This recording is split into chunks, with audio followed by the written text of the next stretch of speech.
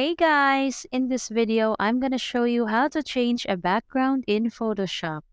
So let's get into it. First of all, open your image in Photoshop. Right-click on the image layer. Click Layer from Background to unlock it.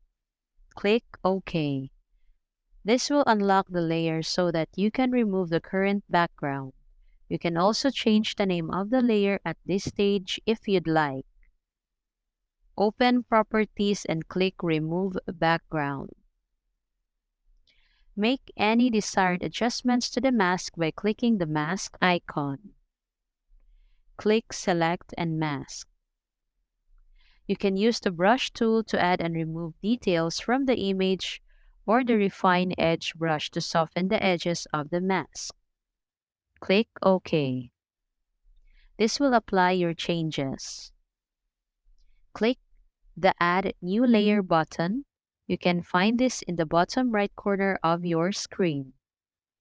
Insert your new background. Drag the background layer to the bottom. That's it.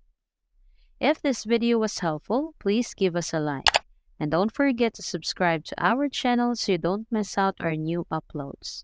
Thanks for watching, and I will see you in the next one.